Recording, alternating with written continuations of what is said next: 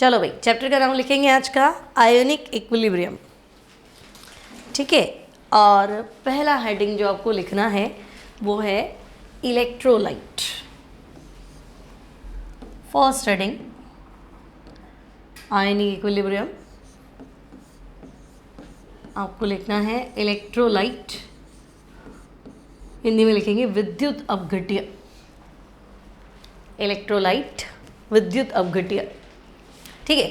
अब देखो, दो चीज़ें हैं, ऐसा सब्सटेंस जो करंट पास करे, सब्सटेंस है ना, तार नहीं कह रही हूँ, कॉपर में भी करंट आएगा, एल्यूमिनियम में भी करंट आएगा, सिल्वर में भी आएगा, ठीक है, वो नहीं कह रही हूँ मैं क्या कह रही हूँ कि मतलब आपका कोई केमिकल कंपाउंड ले लो, जैसे पानी में नमक डाल दिया करंट आ गया, या नमक को पिघला दिया तो भी क्या आ गया, करंट आ गया। तो ऐसा कोई भी पदार्थ, ऐसा कोई भी सब्सटेंस जो या तो एक्वस सोल्यूशन जलीय विलयन या मोल्टन स्टेट पिघला हुआ हो तो करंट पास करे, तो करंट पास करेगा तो इलेक्ट्रोलाइट, नहीं करेगा तो नॉन इलेक्ट्रोलाइट, विद्युत अनअपघट्य, है ना। एक तो विद्युत अपघट्य करंट आएगा और एक नॉन इलेक्ट्रोलाइट करंट पास नहीं होगा। किस में नहीं आएगा?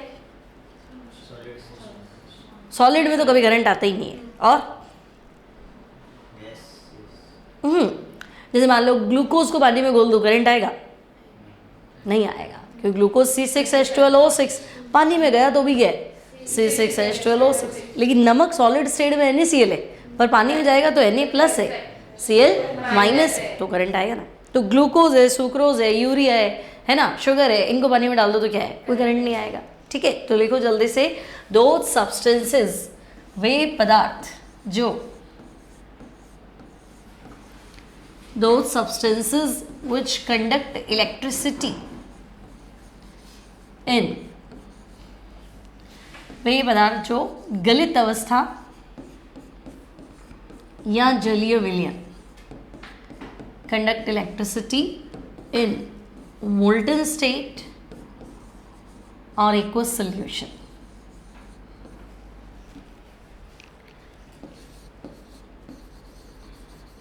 मोल्टन स्टेट और एक्वस सोल्यूशन, वे पदार्थ जो गलित अवस्था या जलीय विलयन में धारा का चालन करते हैं, ठीक है।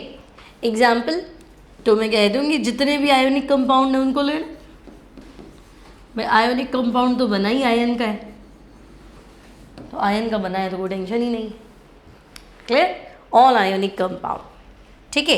शर्त क्या है? सॉलिड स्टेट में करंट नहीं आएगा,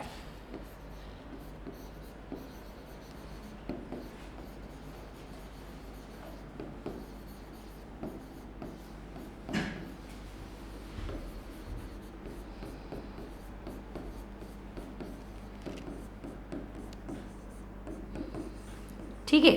सॉलिड स्टेट में करंट क्यों नहीं आएगा भाई? ठोस नमक में करंट नहीं आएगा क्यों? आयंस फ्री नहीं है, Na+ और Cl- क्या होना चाहिए, अलग होना चाहिए, तभी तो चलेगा। आप तो बिल्कुल अट्रैक्शन से बांध के रखे हो, है ना। तो they do not conduct electricity in solid state because, ठीक है, लिखो, आयनिक यौगिक ठोस अवस्था में धारा का चालन नहीं करते हैं।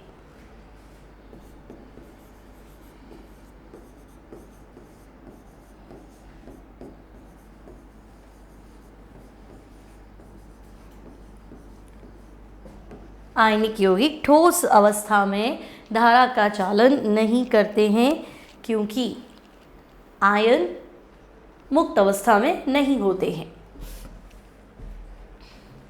क्लियर। कोई दिक्कत नहीं, ऑल आयनिक कंपाउंड्स लिख दिया। अब मुझे बताओ, एसिड बेस के कॉन्सेप्ट में लिखें तो भाई आयनिक कंपाउंड तो आयंस देगा, इसके अलावा तो मैं कहूँगी इसके अलावा ऐसा करो ना, सारे एसिड जो है वो H आयन तो देंगे ही ना, तो मैं एसिड लिख देती हूँ भाई, जो भी H+ आयन दे रहा है, फिर तो बेस भी OH आयन देगा, है ना। तो हम कहते हैं एसिड भी हो सकता है आयनिक कंपाउंड, तो ठीक है, एसिड हो सकता है, बेस हो सकता है, और सॉल्ट, तो सॉल्ट मतलब वही आयनिक कंपाउंड, ठीक है।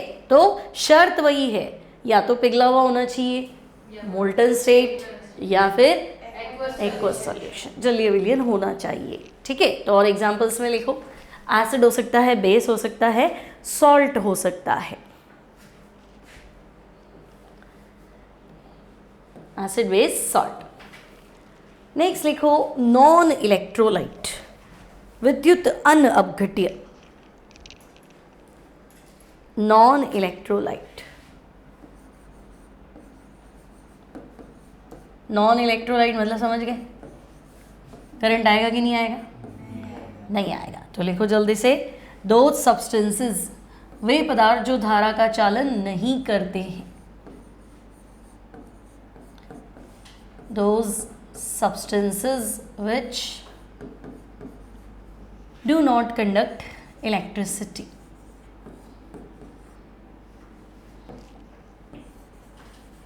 ठीक है, धारा का चालन नहीं करते हैं, चाहे गलित अवस्था हो या जलीय विलयन। ठीक है, do not conduct electricity in aqueous solution और मोल्टन स्टेट। ठीक है भाई, करंट आया तो इलेक्ट्रोलाइट, नहीं आया तो नॉन इलेक्ट्रोलाइट। एग्जाम्पल में हम क्या लिखें? नॉन आयनिक कंपाउंड, मतलब ग्लूकोज लिख देते, ग्लूकोज सॉल्यूशन।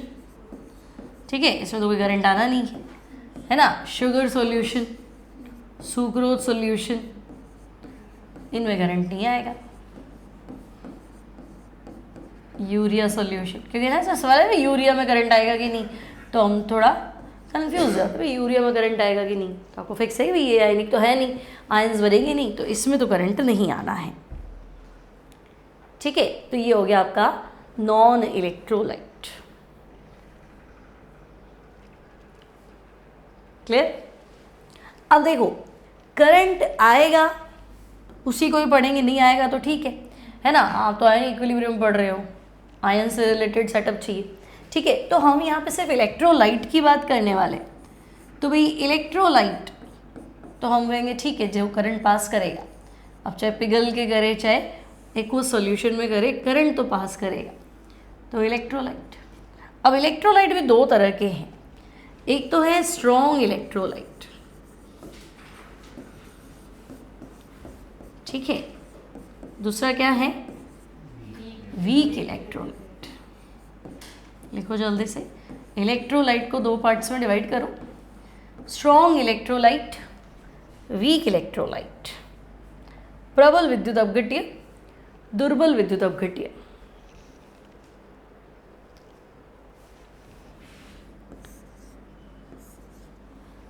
अब देखो, स्ट्रॉन्ग मतलब करंट पास करेगा, है ना, तो इलेक्ट्रोलाइट ही है ना। फिर स्ट्रॉन्ग और वीक तो हम कहेंगे भाई जैसे नमक है, तो इसको पानी में डाला तो मुझे सोचना थोड़ा पड़ेगा कि पानी गर्म रखूं कि पानी ठंडा रखूं कि पानी कम रखूं।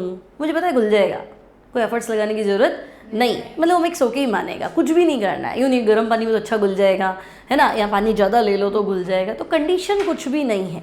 ठीक है, तो स्ट्रॉन्ग इलेक्ट्रोलाइट मतलब मैं कहूँगी भाई ये कंप्लीटली, अगर तुमने इसको पानी में घोला है तो फिर एफर्ट्स लगाने की ज़रूरत नहीं है, ये पूरा का पूरा आयोनाइज्ड हो जाएगा, कंप्लीटली आयोनाइज्ड। ठीक है, और जो पूर्णतया आयनित होते हैं, कंप्लीटली आयोनाइज्ड होते हैं, उनका अल्फा कितना होता है? 100%। घुल के मानेगा, मुझे कुछ भी सोचने की ज़रूरत नहीं।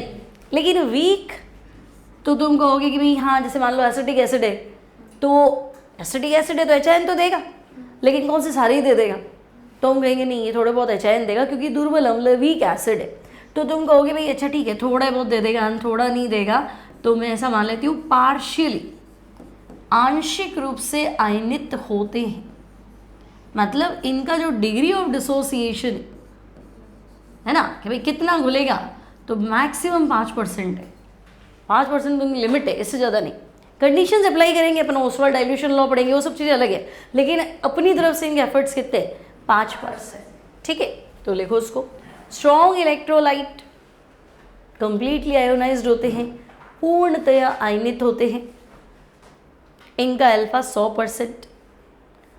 वीक इलेक्ट्रोलाइट पार्शियली आयोनाइज्ड होंगे, इनका अल्फा 5%।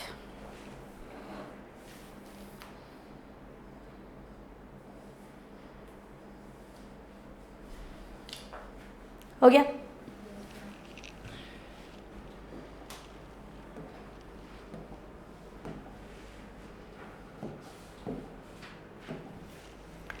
अब देखो स्ट्रॉन्ग इलेक्ट्रोलाइट में किस किस को रखोगे, तो हम कहेंगे भाई स्ट्रॉन्ग इलेक्ट्रोलाइट में सारे आयनिक कंपाउंड रख दो, है ना, कि भाई आयनिक कंपाउंड में तो आपको सोचने की जरूरत ही नहीं है, सब के सब क्या करेंगे, घुल जाएंगे। ठीक है, तो स्ट्रॉन्ग इलेक्ट्रोलाइट को हम 3 पार्ट्स में डिवाइड कर देते हैं। कौन कौन से, तो आप कह दो कि भाई जितने भी स्ट्रॉन्ग एसिड है, प्रबल अम्ल, तो जब आपने कह दिया स्ट्रॉन्ग एसिड मतलब वो सारी HN देगा, या फिर जितने भी क्या हैं स्ट्रॉन्ग बेसिस है, प्रबल क्षार, ठीक है, या फिर तुम सॉल्ट कह दो। तो सॉल्ट मतलब क्या, एसिड और बेस मिल के जो कंपाउंड बनाते हैं वही तो होता है सॉल्ट। तो सॉल्ट मतलब आयनिक कंपाउंड। अब वो सॉल्ट किसका भी बनाओ, जरूरी नहीं है तो मैं कहेंगे अच्छा सॉल्ट एसिड और बेस मिल के बना रहा है, तो मान लो वीक एसिड है वीक बेस है, उसे हमें मतलब नहीं है, वीक एसिड वीक बेस बना तो सॉल्ट रहा है ना। सॉल्ट शब्द आते ही प्रबल विद्युत अपघट्य स्ट्रॉन्ग इलेक्ट्रोलाइट पूरा घुल के मानेगा। ठीक है, अब बताओ स्ट्रॉन्ग एसिड कौन कौन से होते हैं, HCl होता है और सल्फ्यूरिक एसिड। देखो सबसे पक्का होता है HClO4 पर क्लोरिक एसिड। फिर और भी अच्छे एसिड है हमारे पास, H2SO4 है, HNO3 है, HCl है, sulphuric acid, nitric acid, hydrochloric acid, तेज एसिड है सारे के सारे। स्ट्रॉन्ग बेस की एग्जाम्पल दो, खासकर NaOH, KOH। वैसे भी एक ग्रुप में up to down central atom का साइज बढ़ेगा ना तो बेसिक स्ट्रेंथ बढ़ेगी, क्योंकि जैसे मान लो सीजियम हाइड्रोक्साइड, तो सीजियम तो इतना बड़ा है तो बॉन्ड लेंथ बहुत ज़्यादा है सीजियम और OH की, तो वो बॉन्ड टूट जाएगा, OH जल्दी देगा, तो जल्दी देगा तो अच्छा बेस ही है ना। तो ग्रुप में up to down basic strength बढ़ती। और आयोनिक कंपाउंड तो तुम आयोनिक कंपाउंड तो कुछ भी ले लो, है ना, तो तुम कहोगे NaCl, KCl या Na2SO4, K2SO4, कुछ भी हो सकता है। आयोनिक कंपाउंड हमेशा स्ट्रॉन्ग इलेक्ट्रोलाइट माना जाएगा। ठीक है, तो नोट करो जल्दी से, प्रबल विद्युत अपघट्य 3 प्रकार के हैं, स्ट्रॉन्ग इलेक्ट्रोलाइट 3 तरह के हैं, स्ट्रॉन्ग एसिड, स्ट्रॉन्ग बेस और सॉल्ट।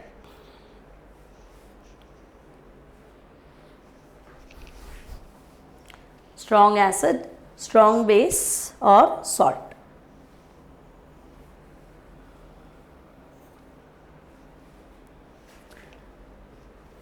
ठीक है,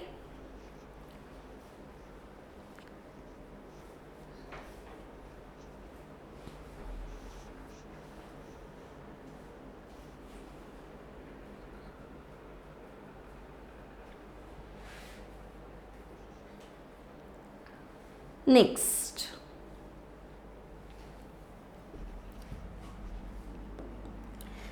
लिखो वीक इलेक्ट्रोलाइट। अब आपको पता है ले देखिए 5% घुलना है, 5% से ज़्यादा तो घुलना नहीं है। ठीक है, तो वीक इलेक्ट्रोलाइट 2 तरह के होंगे, एक आप बताएंगे वीक एसिड और दूसरा आप बताएंगे वीक बेस, दुर्बल अम्ल, दुर्बल क्षार। अब बताओ वीक एसिड की एग्जांपल बताओ। Weak acid, acetic acid CH3COOH। भाई जितने भी कार्बोक्सिलिक एसिड है, मान लो एसिटिक नहीं ले लिया, फॉर्मिक ले लिया, तो ये भी क्या है, वीक एसिड है ना। RCOH आते ही तुम कहोगे अच्छा ठीक है वीक एसिड है। अदरवाइज HCl, वैसे तो हाइड्रोजन साइनाइड है, हाइड्रोसाइनिक एसिड, अप्रूसिक एसिड भी बोल सकते हैं। ठीक है, तो कार्बोक्सिलिक एसिड हो गया, ये हो गया फिनॉल, फिनॉल भी अपने क्या है, तो हम कहेंगे वीक एसिड है। अब वीक बेस तो हम कहेंगे मैग्नीशियम हाइड्रोक्साइड, देखते हैं वाइट PPT हो जाता है ना, कैल्शियम हाइड्रोक्साइड। तो PPT मतलब ये ज़्यादा घुल नहीं रहे, है ना।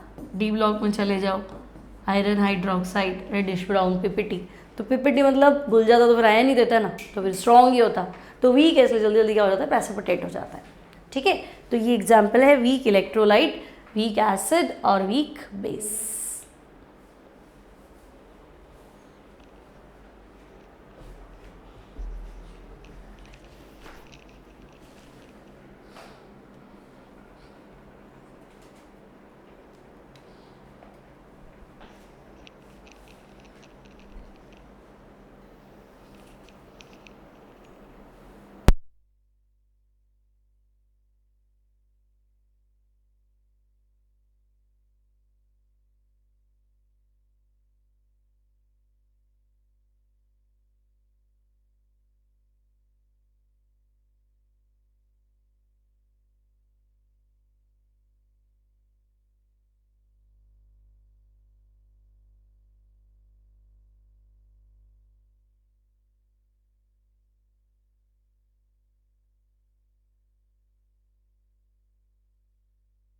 ठीक है, देखो सबसे पहले अपन ने आयनिक इक्विलिब्रियम में पढ़ा इलेक्ट्रोलाइट, जिसमें करंट आएगा इलेक्ट्रोलाइट, नहीं आएगा नॉन इलेक्ट्रोलाइट। ठीक है, अब करंट आने की भी सिचुएशन है, या तो मोल्टन स्टेट या एक्वस सोल्यूशन। ठीक, फिर तुम्हें पता है सॉलिड स्टेट में आयनिक कंपाउंड में कभी भी करंट नहीं आएगा।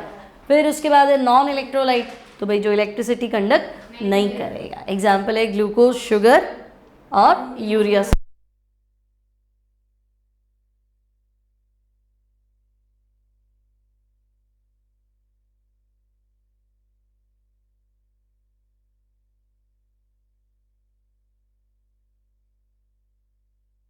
ठीक है, आफ्टर दैट हमारे पास है इलेक्ट्रोलाइट दो तरह के हैं, स्ट्रॉन्ग और वीक। भाई जो कंप्लीटली आयोनाइज्ड हो जाए, जिसका अल्फा 100% है वो तो स्ट्रॉन्ग, और जिसका अल्फा अप टू 5% मतलब 5% से ज़्यादा आयन नहीं देगा, वो क्या माना जाएगा, वीक। अब स्ट्रॉन्ग में आपको बताना भाई स्ट्रॉन्ग एसिड, स्ट्रॉन्ग बेस और सॉल्ट, ये तो हमेशा क्या होंगे, स्ट्रॉन्ग इलेक्ट्रोलाइट। एग्जाम्पल्स याद होने चाहिए। स्ट्रॉन्ग एसिड HClO4, क्या नाम है, पर क्लोरिक एसिड।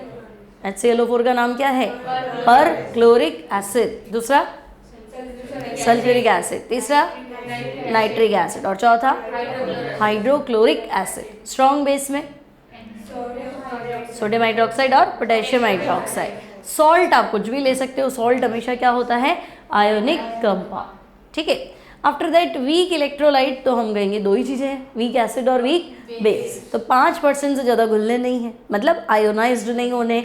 वीक एसिड में तुम्हारे पास है एसिटिक एसिड, दूसरा फॉर्मिक एसिड। HCN का नाम क्या है, HCN का नाम हाइड्रोसायनिक एसिड और प्रूसिक एसिड। ठीक है, और एक और है example phenol, phenol weak acid. Phenol का भी एक नाम था, बोलो, ऑर्गेनिक में हमने फिनॉल का एक नाम पढ़ रखा है।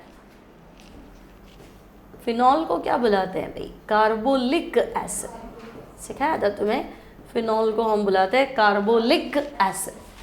ठीक है, और वीक बेस है इसे आपके पास MgOH2 CaOH2 और फेरिक हाइड्रोक्साइड।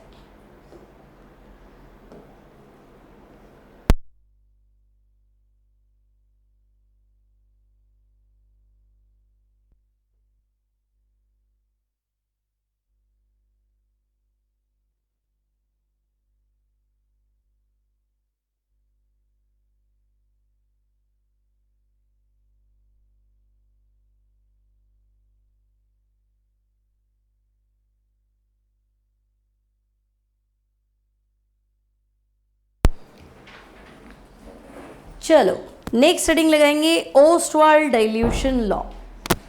हिंदी में लिखेंगे ओस्टवाल्ड तनुता का नियम, मोस्ट इंपॉर्टेंट है।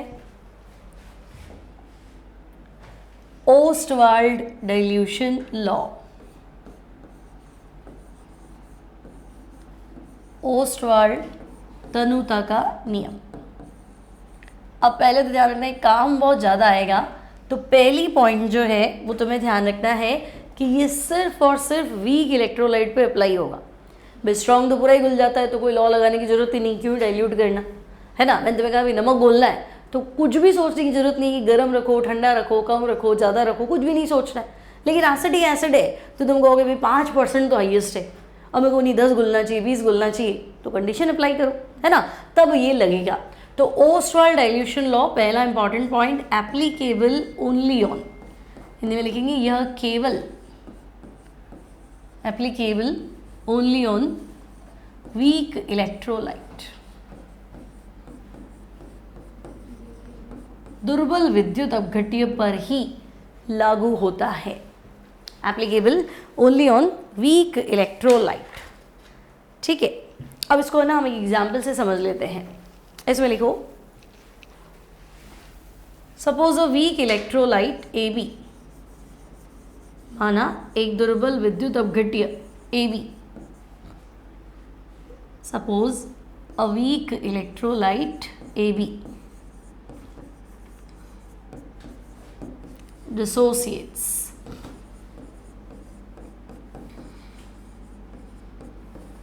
as, ठीक है, मान लो कि मेरे पास एक वीक इलेक्ट्रोलाइट है AB, ठीक है, और ये डिसोसिएट हो रहा है। अब वीक है तो भाई 100% तो जाएगा नहीं, ठीक है, अब यहाँ तो ये पिघला हुआ है, ये भी लिखा है लेकिन पिघला हुआ है, तभी मैं आयंस बना रही हूँ उसके। ठीक है, तो अब इनिशियल तो हम कहेंगे ये 1 मान लो, ये 0 और ये 0। ठीक है, ये टाइम 0 पे अभी ये था और ये तो आयंस अभी आए नहीं। थोड़ी देर बाद तो तुम कहोगे मान लो डिग्री ऑफ डिसोसिएशन कितना, अल्फा, फिर यहाँ पे भी कितना होगा अल्फा और ये भी अल्फा। ठीक है, तो भाई डिग्री ऑफ आयोनाइजेशन है अल्फा, कोई दिक्कत नहीं है। अब अगर मैं कहूँ कि आप इस पे लॉ ऑफ मास, क्या बोलते हैं, मास एक्शन लगा लो, है ना, के निकाल दो, तो के क्या होगा, तो हम कहेंगे ए प्लस बी माइनस अपॉन ए। अब दिमाग में आ गया, आप तो एक्टिव मास ले रहे हो, आपने तो मोल्स ही दिए, है ना, और ये क्या है, तो कंसंट्रेशन है, तो हम एक स्टेप यही कर लेते हैं कि इसको कंसंट्रेशन से मल्टीप्लाई कर लेते हैं। मान लो इन सबको मैंने सी से मल्टीप्लाई कर दिया, तो 1 माइनस अल्फ़ा इंटू सी, यहाँ पे भी क्या हो जाएगा अल्फ़ा सी और यहाँ पे भी अल्फ़ा सी, कोई दिक्कत नहीं है। तो मैंने इन तीनों को सी से मल्टीप्लाई कर दिया। ठीक है, अब के, तो के क्या हो जाएगा, तो हम कहेंगे के आ गया आपका, कितना आया अल्फ़ा सी इंटू अल्फ़ा सी अपॉन 1 माइनस अल्फ़ा सी। समझ में आ गया भाई, 1 0 0, 1 में से अल्फ़ा पार्ट गया, अल्फ़ा अल्फ़ा, है ना, सी से मल्टीप्लाई कर दो तो 1 माइनस अल्फ़ा सी और अल्फ़ा सी, के निकाल दो तो ये आ गया। अब तुम कहोगे सी तो कैंसिल हो गया। ठीक है, तो आपके पास जो के आया है वो है alpha square C upon 1 minus alpha. ठीक है, ये मान लेते हैं। ठीक है, नाउ वीक इलेक्ट्रोलाइट है ना, तो अभी तो आपने बोला कि भाई वीक का तो अल्फ़ा 5% से ज़्यादा नहीं होता है ना, तो फॉर वीक इलेक्ट्रोलाइट तो मैं कहूँगी अल्फ़ा जो है वो तो 1 से बहुत छोटा होगा। 5% मतलब 0.05 हो गया ना एक पे, तो हम कहेंगे alpha is very very less than 1, तो 1 माइनस अल्फ़ा को लमसम कितना मान लो 1। तो तुम्हारे पास ये फॉर्मूला था, के इक्वल्स टू क्या था अल्फ़ा स्क्वायर सी। ठीक है, अब 1 माइनस अल्फ़ा को मैंने 1 मान लिया, तो के इक्वल्स टू क्या हो गया अल्फ़ा स्क्वायर सी। ठीक है भाई, अब के भी तो कांस्टेंट है, इक्विलिब्रियम कांस्टेंट है ना, और आयोनिक पार्ट और नॉन आयोनिक पार्ट के बीच में इक्विलिब्रियम था, तो वही आयोनिक इक्विलिब्रियम है। ठीक है, अब मैं कहती हूँ अच्छा चलो के कांस्टेंट है, तो तुम कह रहे हो कि अच्छा अल्फ़ा स्क्वायर सी कांस्टेंट हो गया। ठीक है, तो alpha proportional to 1 upon under root C, है ना, अल्फ़ा कंसंट्रेशन के रूट के क्या है इन्वर्सली प्रोपोर्शनल। अब मुझे बताओ कि अल्फ़ा रूट सी के इन्वर्सली है और डाइल्यूशन के क्या हो जाएगा डायरेक्ट। अब ऐसा क्यों हुआ, तो मुझे बताओ, कांस्टेंट टेम्परेचर की बात कर रही हूँ मैं, एट कांस्टेंट टेम्परेचर, भाई आपने इनिशियल जो टेम्परेचर ले लिया उसको कम ज़्यादा नहीं करना है क्योंकि चीज़ें बदल जाएंगी, है ना, तो हम कहेंगे ठीक है अगर कंसंट्रेशन अप्रोच टू 0, भाई मैंने अगर कोई चीज़ गोली है 1 मोल पर लीटर, तो उसको 0 कैसे करेंगे, तो तुम कहोगे कि ना 1 मोल पर लीटर, 1 लीटर पानी मिला लो तो आधा मोल पर लीटर हो गया, 1 लीटर पानी और मिला दो तो 1/3 मोल पर लीटर हो गया, 1 लीटर और मिला दो तो 0.25 हो गया, 10 लीटर मिला दो तो 0.1 हो गया, 100 लीटर मिला दो तो 0.01 हो गया, तो फिर ऐसे तो 1000 लीटर मिला दो तो 0.00 बढ़ाते जाओगे ना, तो लमसम एग्जैक्ट तो पहुँचोगे नहीं, है ना। तो अगर कंसंट्रेशन 0 पहुँचे, कब पहुँचेगी, तो मैं कहूँगी जब डाइल्यूशन इन्फिनिटी होगा, है ना, अगर डाइल्यूशन कितना हो जाए इन्फिनिटी, है ना, तो कंसंट्रेशन पहुँच जाएगी कब, कहाँ तक 0 मतलब एग्जैक्ट 0 नहीं होगी, बट 0.0000 करोगे तो लमसम उसको मान लेते 0। ये तो डाइल्यूशन इन्फिनिटी कर दिया जाए यानी कंसंट्रेशन क्या हो जाएगी 0 हो जाएगी, उस सिचुएशन में अल्फा, तो मैं कहूँगी तब अल्फा क्या हो जाएगा 100%, क्योंकि डाइल्यूशन के डायरेक्टली प्रोपोर्शनल है, तो मैंने डाइल्यूशन मैक्सिमम कर दिया, तो अल्फा की मैक्सिमम वैल्यू कितनी हो गई 100% थी, तो 100% हो जाएगा। तो कहाँ तो आपकी बात चल रही थी 5% में कि भाई वीक इलेक्ट्रोलाइट है 5% से ज़्यादा नहीं घुलेगा, तो हम कहेंगे थोड़ा पानी मिला दे, तो पानी इसलिए मिला दे कि आयोनाइजेशन बढ़ जाएगा, और मिला दो और मिला दो, तो एक प्रॉपर लिमिट पे आप देखोगे कि काफ़ी अच्छा खासा ये कवर कर लेगा, ऐसा मानना है ओस्टवाल का। ठीक है, तो ओस्टवाल कह रहा है कि डिग्री ऑफ आयोनाइजेशन, क्योंकि भाई देखो आयंस में टूटा ना, इसलिए आयोनाइजेशन कह रहे हैं। तुम डिसोसिएशन भी कह सकते हो, डिसोसिएशन मतलब वियोजन, टूटना, और आयोनाइजेशन मतलब आयंस में टूटना। तो डिग्री ऑफ आयोनाइजेशन डाइल्यूशन के रूट के क्या है, डायरेक्टली प्रोपोर्शनल, और कंसंट्रेशन के रूट के क्या है, इन्वर्सली प्रोपोर्शनल। मतलब हम इतनी सी बात कहना चाह रहे हैं कि अगर at constant temperature, Ostwald dilution law के अकॉर्डिंग, अगर कांस्टेंट टेम्परेचर पे हमने डाइल्यूशन बढ़ा दिया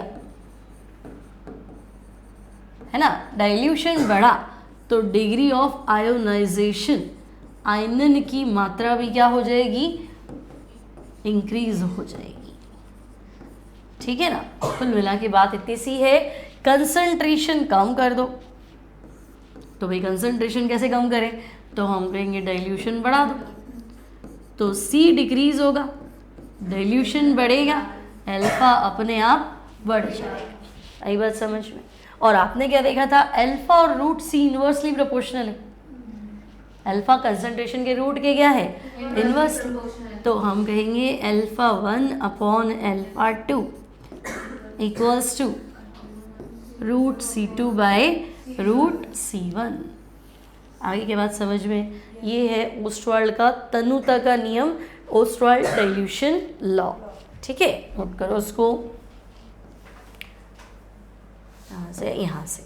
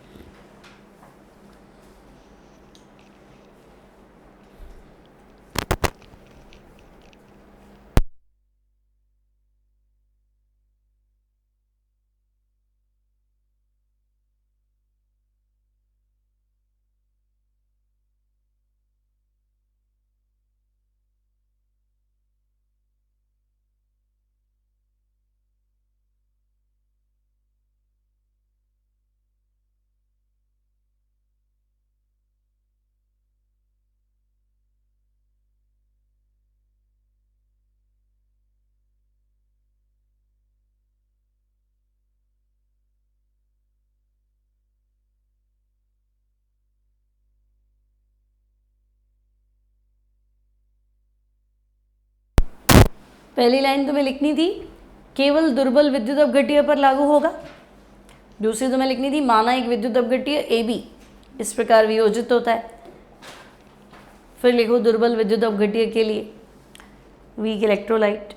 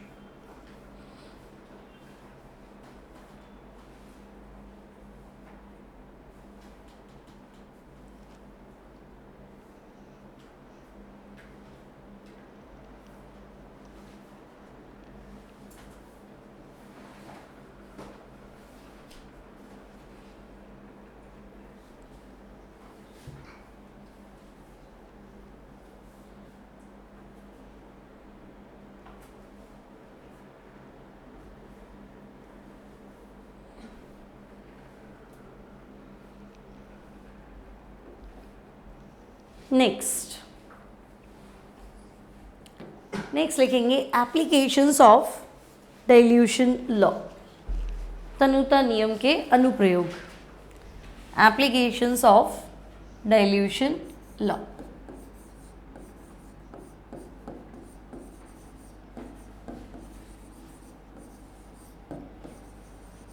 ठीक है, अब देखो डाइल्यूशन लॉ मतलब वही ओस्टवाल्ड डाइल्यूशन लॉ की बात कर रहा है।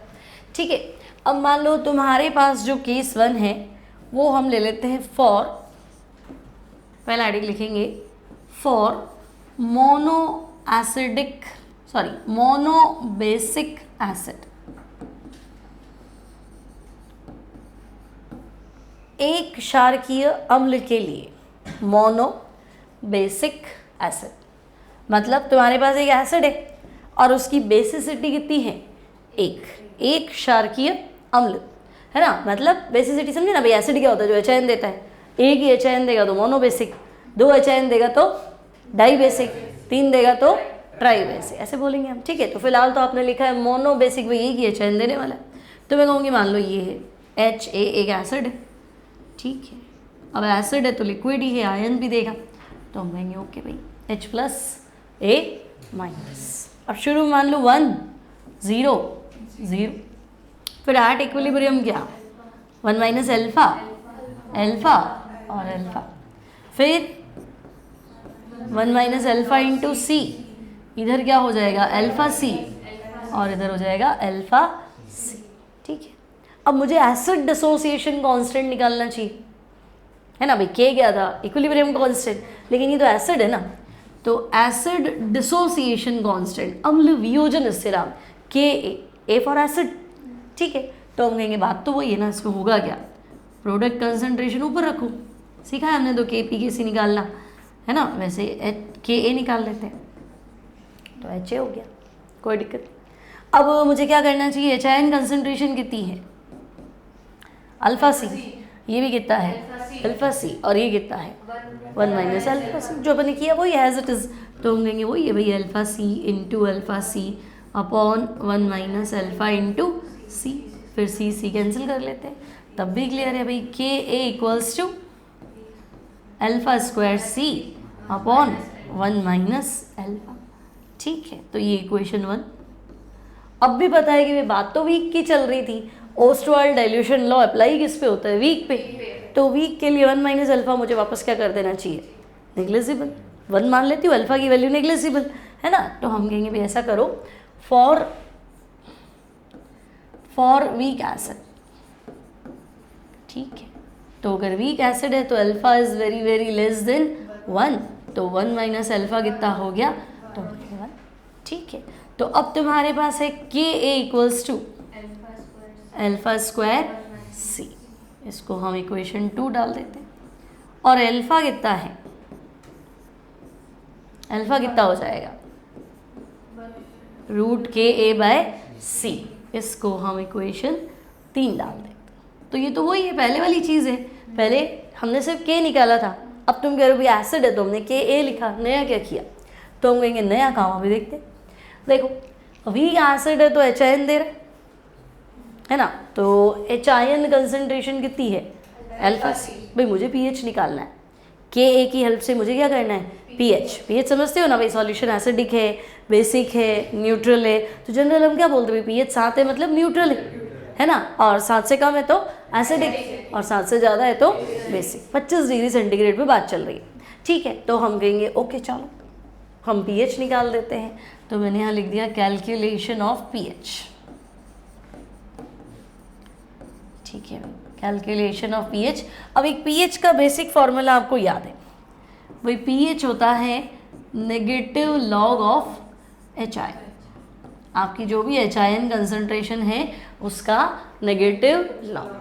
ठीक है, अब P मतलब पोटेंज बोल दो, पावर बोल दो HIN की, है ना, तो हम कहेंगे ठीक है, तो pH equals to negative log HIN concentration कितनी है अल्फा सी, तो हम कहेंगे भाई हमारे पास HIN कंसंट्रेशन जो है ना वो है अल्फा सी।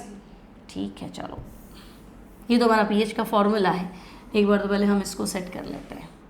ठीक है, इसमें बाद में रखते हैं, पहले मैं HIN को देख लेती हूँ, तो मैं कहूँगी HIN कंसंट्रेशन है अल्फा सी, और अल्फा हमने निकाला ना कितना है √KA/C। तो मैं इसको इक्वेशन 3 दे देती हूँ, 4 दे देती हूँ, ठीक है। और वैल्यू ले लेते हैं फ्रॉम इक्वेशन 3 और 4, ठीक है। तो एच आयन कंसंट्रेशन थी अल्फा सी, अल्फा मेरे पास है √KA/C और बाहर √C है, ठीक है।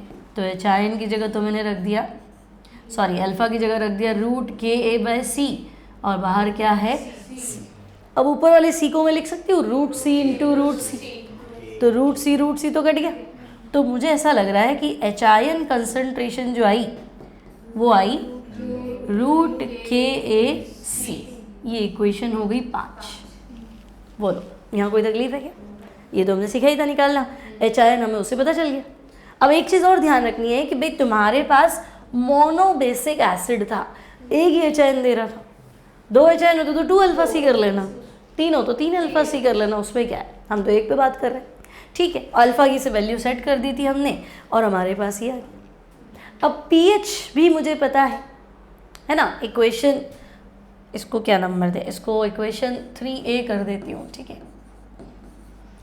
पीएच है नेगेटिव लॉग एच आयन और एच आयन है √KA/C, ठीक है। तो इक्वेशन 3A और 5 से आगे बढ़ जाते हैं। तो from equation 3rd A and 5th, ठीक है। तो तुम कहोगे भाई हमारे पास ये चल रहा था pH equals to negative log of H ion और एच आयन की जगह आप कह रहे हो √KA/C और रूट को मुझे पावर में लिख देना चाहिए, ठीक है। अब आगे बढ़े तो pH इक्वल्स टू देखो log A इंटू B क्या होता है, log A plus log B, है ना। तो फिलहाल तो नेगेटिव log A आ रहा है, ठीक है। तो नेगेटिव, चलो ऐसे करती हूँ मैं, नेगेटिव साइन तो बाहर ही रखती हूँ, है ना, और अंदर चलते हैं log A plus log B और पावर आगे आ जाएगा। तो मुझे लग रहा है half log KA plus half log C। ये कहाँ से आया, समझ में आया ना भाई। अगर तुम्हारे पास क्या बोलूँ A की पावर x है, ठीक है, और तुमने इसका log लेना है तो आगे सॉल्यूशन क्या होगा, तो पावर आगे आ जाएगी x log A हो जाएगा ऐसे, ठीक है। तो जो पावर थी वो मैंने आगे ले ली। अब बाहर माइनस है तो पूरी इक्वेशन माइनस से मल्टीप्लाई होगी, तो मैं कहूँगी -हाफ log KA और -हाफ log C, ठीक है। यहाँ तक भी कोई दिक्कत नहीं। अब जैसे pH होता है ना negative log of H ion, pH क्या होता है, negative log of H ion, वैसे के वैसे नेगेटिव लॉग ऑफ KA, अगर KA का नेगेटिव लॉग ले लिया तो वो क्या हो जाएगा, वो क्या हो जाएगा PKA, है ना। PKW negative log of KW, PKB negative log of KB। KA क्या है, तो मैं कहूँगी KA तो है मेरे पास, KA क्या है, एसिड डिसोसिएशन कांस्टेंट। PKA क्या है, वो तो खाली मैंने पावर चेंज कर दी, है ना, नेगेटिव लॉग ले लिया उसका। सिमिलरली KB है बेस डिसोसिएशन कांस्टेंट, ठीक है। और अगर मैंने क्या किया, नेगेटिव लॉग कर दिया तो PKB बन गया, बाकी तो कुछ भी नहीं, ठीक है। तो हम कहेंगे ओके चलो अब हमारे पास एक नया फॉर्मूला बनने को तैयार है, pH इक्वल्स टू, अब देखो नेगेटिव लॉग K तो PK हो गया, तो हम कहेंगे ठीक है भाई half PKA minus half log C, ठीक है। ये हमारा डायरेक्ट फार्मूला है। हालांकि तुम्हें एग्जाम में ये फार्मूला ही याद करना है, ये सीखा, ये मतलब ये पता होना चाहिए कैसे आया, एग्जाम में करके नहीं बताना है आपको ये कहाँ से आया कैसे आया।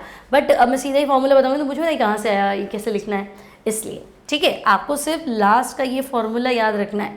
कितने नंबर की इक्वेशन थी हमारी, 5 बन गई ना, तो इक्वेशन 6। बस आपको ये पता होना चाहिए कि भाई अगर कोई मोनो बेसिक एसिड है ना, अगर शॉर्ट टर्म में बात करें, फॉर मोनो बेसिक एसिड, मतलब ऐसा ही एसिड है जो क्या कर रहा है, सिर्फ एक एच आयन दे रहा है, यानी कि HA, उसके बारे में कुछ बताओ। तो तुम कहोगे देखो इसके बारे में एक चीज़ तो हम बता सकते हैं, एच आयन कंसंट्रेशन, कितनी होगी, अल्फा सी, है ना। दूसरा हमें पता है के इक्वल्स टू क्या होता है, अल्फा स्क्वायर सी। तीसरा मुझे पता है अल्फा क्या होता है, रूट के ए बाय सी। फिर मुझे ये भी पता है H I N equals to क्या हो सकता था, रूट के ए इंटू सी। इसको रूट सी इंटू रूट सी लिख दो, उसको रख दो। तो यही तो था। और एक और फॉर्मूला मुझे पता है, P H equals to half P K A minus half log C. बस ये फॉर्मूले मुझे पता होने चाहिए, बाकी मुझे कोई मतलब नहीं है ना। और ये सब हमने सीखे थे, कहाँ से आए, क्लियर। तो बस ये फिलहाल नोट करो, है ना। उसका स्पेस छोड़ देना यहाँ। तो एक बार मैं बता देती हूँ तुम्हें कितना काम है हमारे पास। यहाँ से एप्लीकेशंस ऑफ डाइल्यूशन लॉ।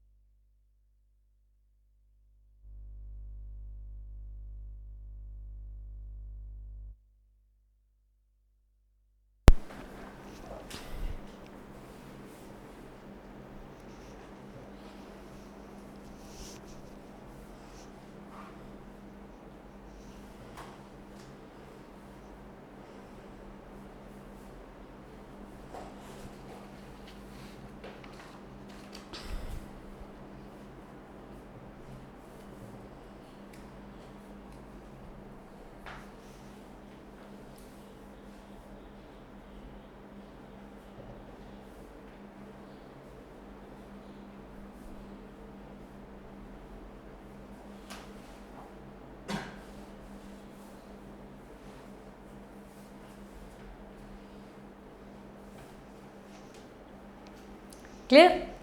अब देखो ये सारी बात चल रही थी एसिड की, ठीक है। और वो भी एसिड कैसा है, मोनोबेसिक, यानी जो एक ही HIN दे रहा है। अब हम चलेंगे उल्टा। तो हेडिंग क्या चेंज करूं मैं, एसिड की जगह तो बेस, और बेसिक की जगह एसिडिक। तो नेक्स्ट बनेगा for mono acidic base. Next heading लिखो, एक अम्लीय क्षार के लिए। Next heading for mono acidic base, mono acidic base, ठीक है। अब आपके पास ऐसा बेस है जो एक ही क्या कर रहा है, OH दे रहा है। अब अपने को सारे फॉर्मूले डिजाइन करने की जरूरत नहीं है, ठीक है।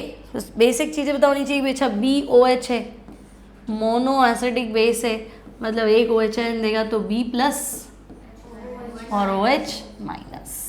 अब ये भी शुरू में 1 0 0 1 माइनस अल्फा, अल्फा और अल्फा। तो मुझे एट इक्विलिब्रियम चीज़ें पता है कि भाई OH अगर पूछे तो मैं कह दूंगी अल्फा सी, ठीक है। और इस बार मैं Ka नहीं निकालूंगी, Kb निकालूंगी। तो Kb इसका भी आएगा तो वही अल्फा स्क्वायर सी। और फिर अल्फा इक्वल्स टू क्या, रूट Kb अपॉन सी, है ना। और यहाँ डाल दें OH कंसंट्रेशन में तो क्या आना चाहिए, रूट KBC। पिछली बार क्या था, रूट KAC। इस बार क्या हो जाएगा, रूट KBC। अब पिछली बार, हाँ सॉरी, यहाँ पे KB आएगा, ठीक है। अब पिछली बार pH था, लेकिन इस बार मुझे क्या मिलेगा, POH, है ना। क्योंकि तुम्हारे पास तो OH कंसंट्रेशन है, तो pH कैसे निकालो। तो POH, तो वो था हाफ pKa। इस बार वीक तो बेस है, तो half pKb minus half log C। बस इतनी सी बात है। सारे फॉर्मूले नोट कर लो, एसिड के भी और बेस के भी।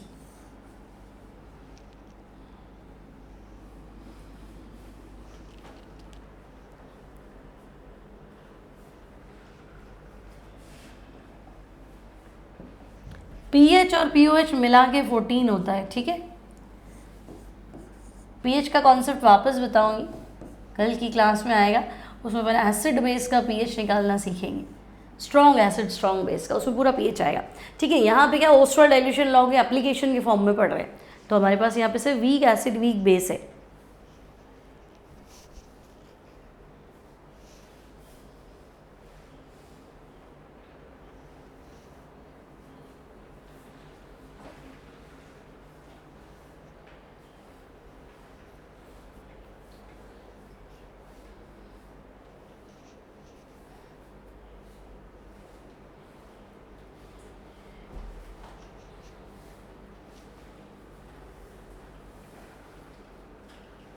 हो गया।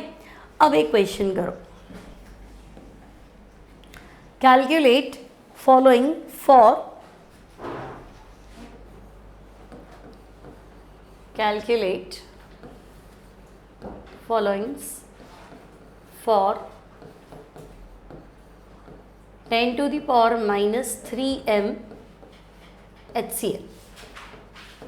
ठीक है, हिंदी में लिखो 10 की पावर माइनस 3m HCl के लिए, HCN के लिए निम्न को ज्ञात कीजिए।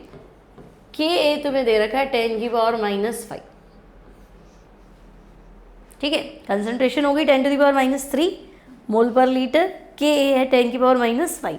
इसमें तुमसे पहला पूछा है कि अल्फा निकाल दो, दूसरा आपको बोला है HIN कंसंट्रेशन निकाल दो, और तीसरा आपको कहा है pH निकाल। सिंपल है, सारे फॉर्मूले तुम्हारे पास है।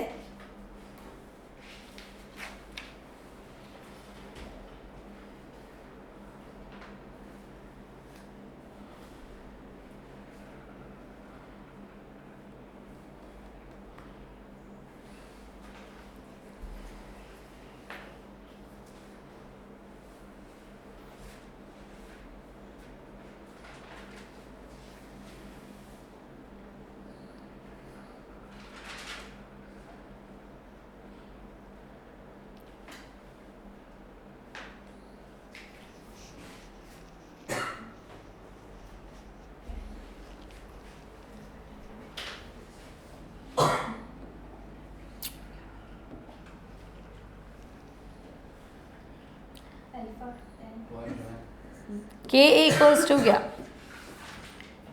Ka क्या होता है अल्फा स्क्वायर C। तुम्हारे को दिया हुआ क्या है, पहले तो ये देख लेते हैं। कंसंट्रेशन दिया हुआ है C कितना है 10 की पावर माइनस 3 मोल पर लीटर, और Ka दिया हुआ है 10 की पावर माइनस 5। ठीक है, तो हम Ka निकाल लेते हैं, नहीं अल्फा निकाल लेते हैं। ठीक है,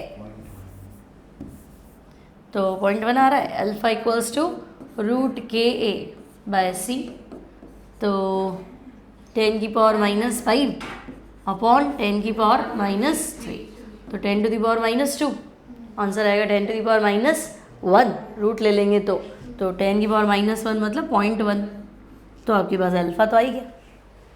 फिर HIN क्या सिखाया था,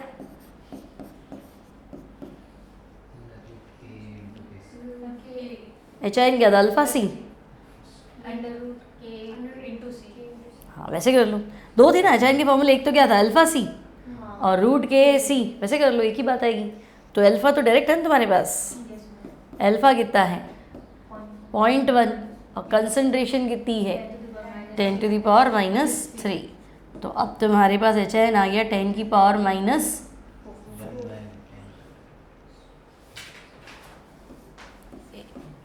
10 टू द पावर माइनस 4 आ गया ना। क्लियर, कोई दिक्कत नहीं यहाँ तक, तो ये हो गया HIN। अब pH के भी दो तरीके हैं, देखो या तो तुम वैसा वाला फॉर्मूला लगाओ half pKa minus half log C, चाहे नेगेटिव लॉग ऑफ HIN से भी कर लो।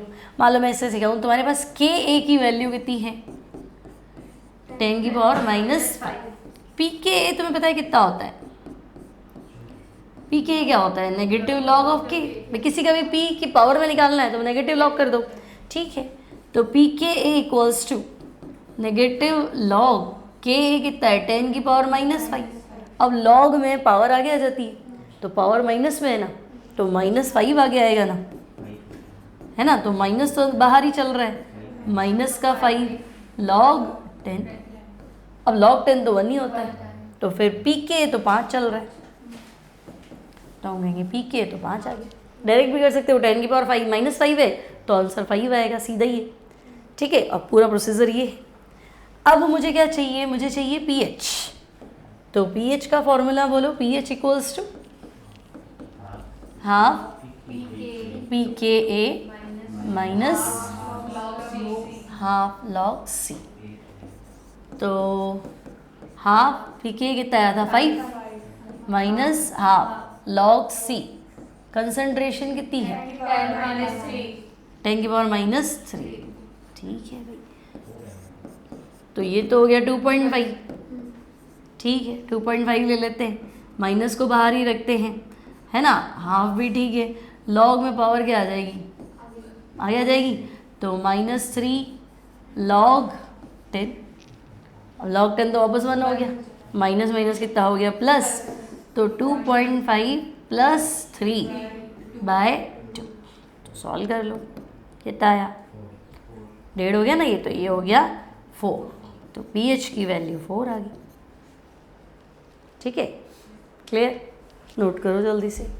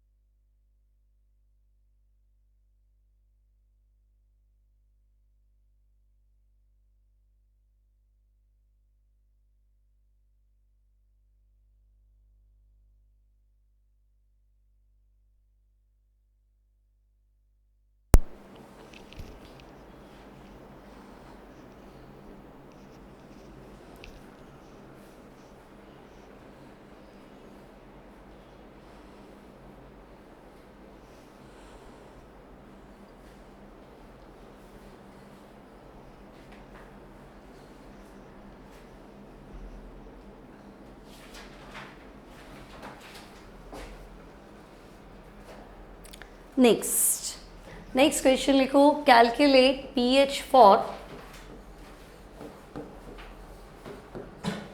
कैलकुलेट pH फॉर 10 की पावर -4m एसिटिक एसिड, और इसके लिए आपको pKa का वैल्यू दे रखा है।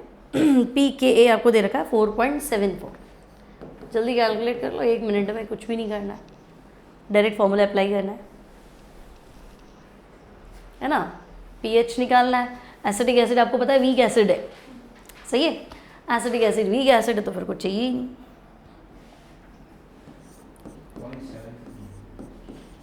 एसिटिक एसिड वीक एसिड है, कंसंट्रेशन आ गई, pK आ गया, तो हमारे पास फॉर्मूला तैयार है। बोलो कितना आंसर है pH का? 4.37। और कोई? सिर्फ कैलकुलेशन है और कुछ भी नहीं है, डायरेक्ट फॉर्मूला बेस्ड क्वेश्चन है।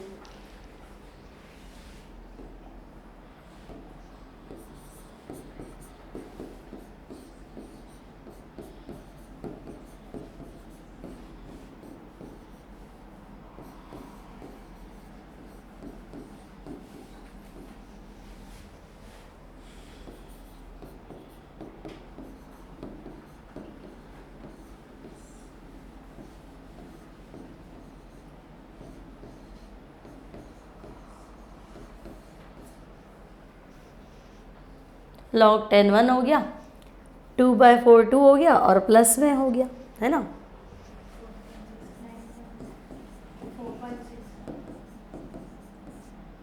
फोर 4.6। अच्छा,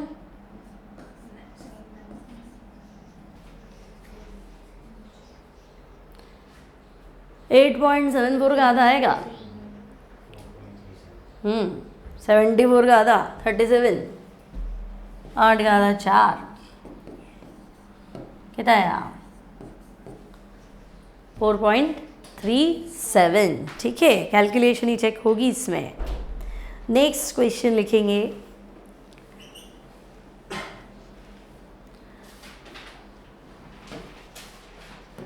नेक्स्ट क्वेश्चन लिखो, क्या है नेक्स्ट आपका, हाँ, calculate Kb and pH। Calculate Kb and pH for में आपके पास है centimolar AgOH solution. Centimolar AgOH solution. सोचो, एक तो Kb निकालना है, अच्छा Kb भी नहीं है, pH भी नहीं है, खाली कंसंट्रेशन है।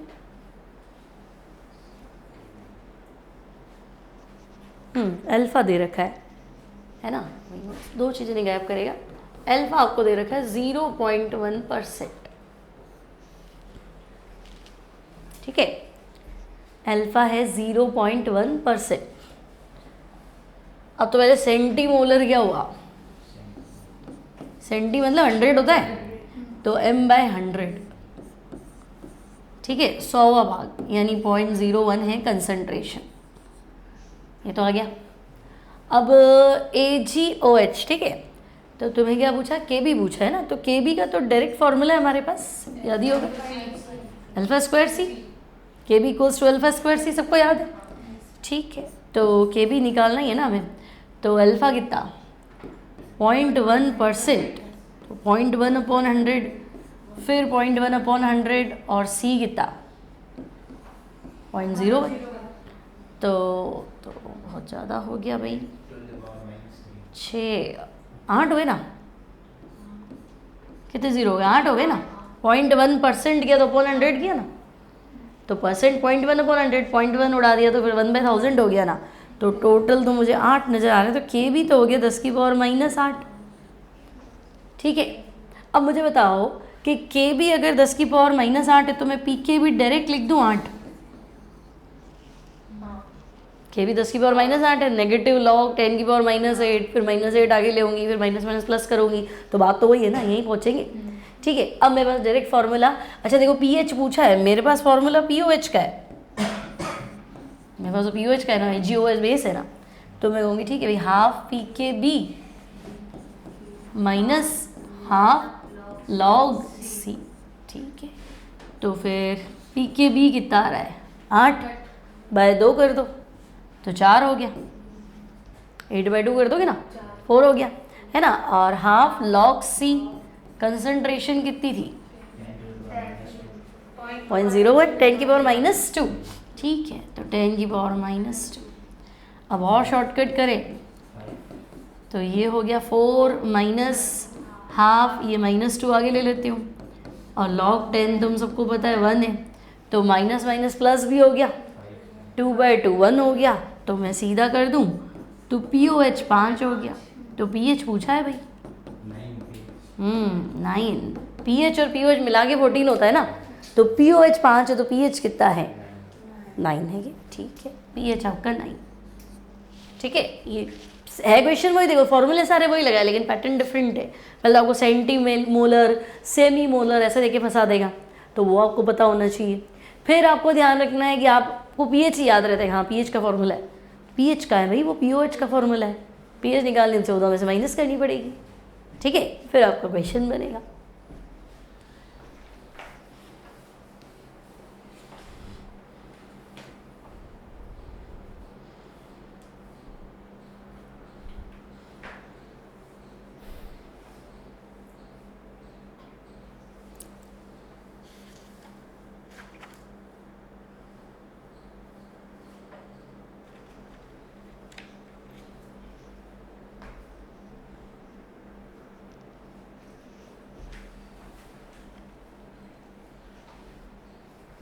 ठीक है, अब एक क्वेश्चन घर से करके लाओगे,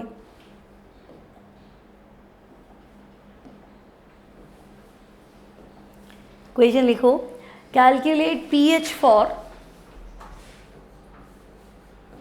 calculate pH for decimolar, Hindi में भी डेसीमोलर ही आता है ना, इसका कोई हिंदी टर्म नहीं बनता है, डेसीमोलर अमोनिया सॉल्यूशन,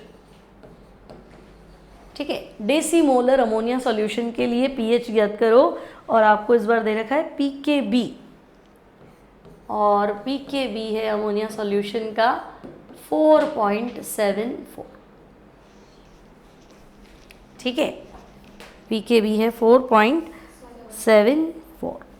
अब बताओ डेसीमोलर है तो क्या करोगे, डेसी मतलब 10वां हिस्सा है ना, तो डेसी मतलब C बराबर 1/10, यानी कि आप कह दोगे अच्छा 0.1 m रखना है। तो C है, KB है, एक चीज़ तो गायब करेगा, बाकी सारे फॉर्मूले लगा कर लोगे, ठीक है। तो इसको तुम सॉल्व करके लाओगे, इसको अपन है ना, इसको कल चेक करूँगी, और उसके बाद इसी के क्वेश्चंस कल कंटिन्यू करेंगे, ठीक है।